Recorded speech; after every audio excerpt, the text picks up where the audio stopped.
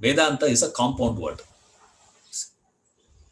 mixing of two Sanskrit words, Veda plus Anta. Veda means knowledge, Anta means end.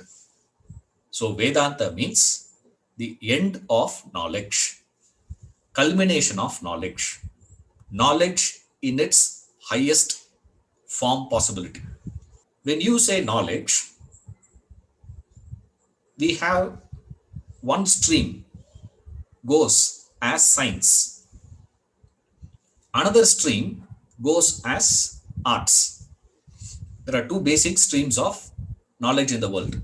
One, science stream, that has very many subjects called mathematics, physics, chemistry, biology, botany, astrophysics. Then inside that, so many things are there. But all those things can be clubbed together and say there is science. One. Two is arts. Now, what is an art? How can there be end to an art? Ending to an art means in any artistic things, say for example, painting.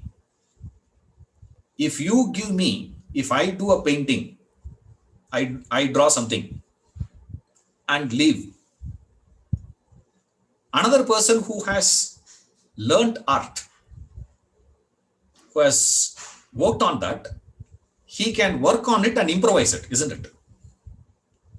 He can make it better. Then you bring, a reasonably good artist, not amateur. He is a professional artist.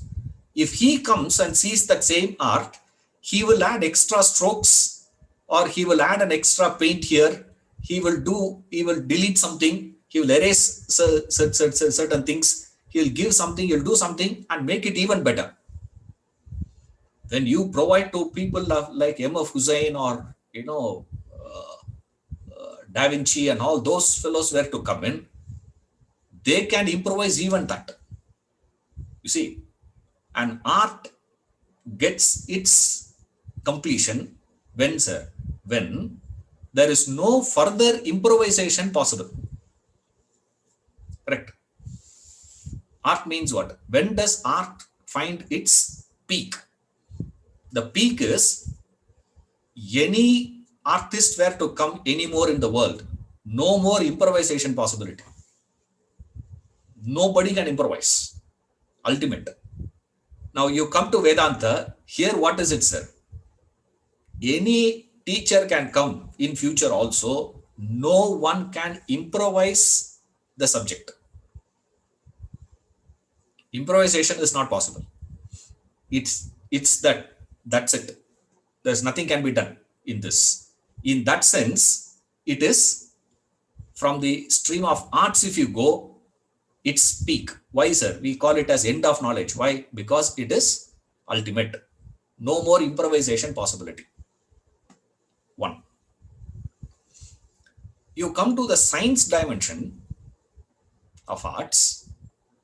This science dimension of any branch, knowledge. Every subject you go on exploring, new things keeps coming, isn't it? In science, what is happening, sir? New things. Arts, existing one you improvise. Correct. You can make it little tastier. You can cook slightly better. Same ingredients, you can cook slightly better. That is one. Another one is you create a new thing. That is what science is doing. Science stream, if you go, what are we exploring, sir? We are exploring new things in science. You see, that is the development. In Vedanta, what is it, sir? There is nothing new to be told here. Nobody can improvise what is being said. At the same time, there is no possibility of any new thing also can be said. Therefore, they gave that name Vedanta to it. Reason number 2. These two are very, very ordinary. The third is the essential point. You see, the third dimension, like the Shiva's third eye, these people. Amazing one. Why that? I'm only explaining why that name Vedanta. Okay. Today we are only seeing that right now. Now, knowledge proceeds with what? How knowledge is gained? We gain knowledge only by posing a question, isn't it? You pose a question, you probe, then you get something out of it. When you question, you get that answer. That answer to the question is the knowledge that you have gained. Like, for example, you see there is a glass, water is kept here. I see this. Who kept it here? I ask. Immediately people give, okay, I am the one who had kept it. Okay, thank you. Now I got the knowledge of how this thing came here. Now comes the real problem. In our knowledge, pursuit of our knowledge is every answer begets 10 more questions.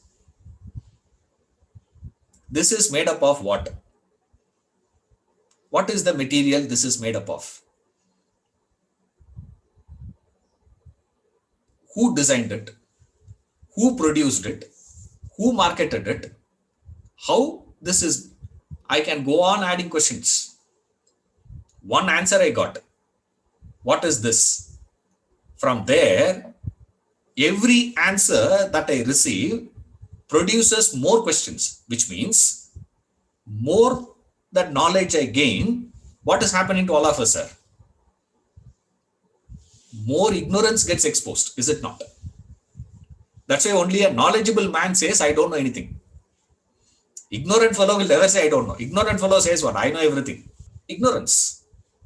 Now, more I gain knowledge, more I gain knowledge, more I gain knowledge, more I gain knowledge. Where is end to it? There's no end to it. Now, what Vedanta does is, you get a question, you move forward towards the answer. There is no end. Whereas, there is a possibility of ending the whole thing. Where, sir? When you start questioning the question, when you start moving backwards towards from the question, meaning from the question you move towards the questioner, there is an end. From the question you move towards the world for answer, there's no end. Therefore, there cannot be any end to any subject in the world. Whether it is physics or chemistry or biology or botany or economics or management, any subject in the world you take, there is no end to it. You can go on and on and on and on and on. Perennially we will go on. You can never end it. Whereas they said there is a possibility when you take a U-turn and start questioning the questioner. Vedanta starts from there. That is why in Vedanta, every answer given by the teacher is not to the question, it is to the questioner. Depends on the questioner. It's not to the question. Whereas physics professor will not give answer depending on the questioner. It doesn't matter. Anybody asks the question, he is going to give the same answer only. Pythagoras theorem is this. No matter who asks. Correct? It's not dependent on the questioner. Whereas you go to these masters, to the Shastras you come. Scriptures always answers to the questioner. Thereby, using his question as an excuse, they move backwards. They start sizzling the question.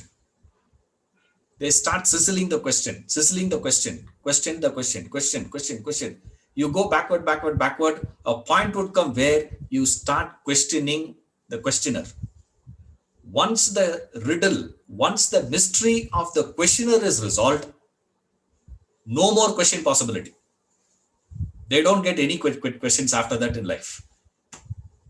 Thereby, all that seeking of knowledge, it's like when you are thirsty, you have two options. You can drink water or you can drink Pepsi, Coke. No, I'm not saying only Pepsi. Pepsi, Coke, this. Either you can drink this or you can drink that.